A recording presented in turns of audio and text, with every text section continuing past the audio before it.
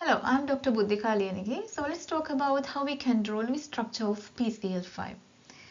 So first step is arrange the atoms in space. So you need to pick which atom goes to the middle or the center, and then what are the atoms go to terminal positions. So here the least electronegative element should be in the middle, all the other elements surrounding that. So here phosphorus is in the center. All the chlorines should be at terminal positions. So I will add 5 chlorines surrounding the phosphorus like this. So after you arrange the atoms in space, now connect each atom using one single line. One single line means one covalent bond.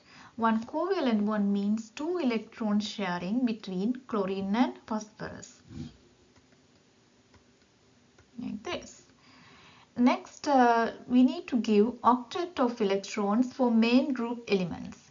Phosphorus and chlorine both are main group elements.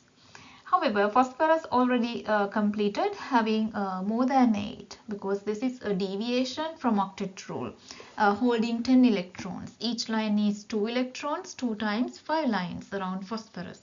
So let's go and complete octet on each chlorine adding lone pairs. One lone pair means 2 electrons. So we need to add 3 lone pairs on each chlorine.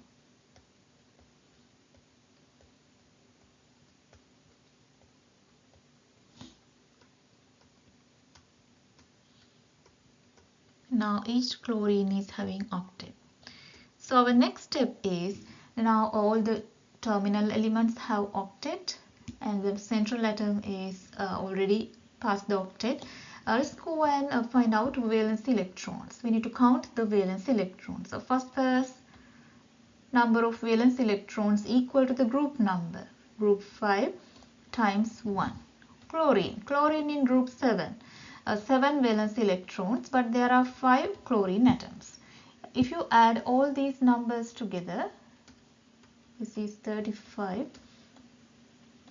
35 plus 5 is 40 total valency electrons on PCl5. So if you go back and calculate total number of electrons, the sum of the electrons on the structure, this is 2, 4, 6, 8, 10 around phosphorus, and each chlorine 6 electrons. 6 times 5 is 30, 30 plus 10 is 40.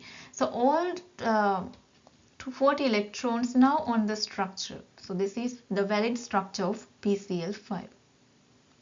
So let's go and summarize what are the steps we followed. First, arrange the atoms in space. Place the lowest electronegative element in the middle, all the other elements in terminal positions. Step number 2, connect the atoms using one single line. Step number 3, give octet for all the terminal main group elements, adding lone pairs. Step number 4 is count the valence electrons. Step number 6 is valence electron go and match with the structure, the total of the electrons on the structure. If they are matching, then the structure is valid. So let's go and talk about double bonds and triple bonds or multiple bond formation in the next example. Thank you all for watching.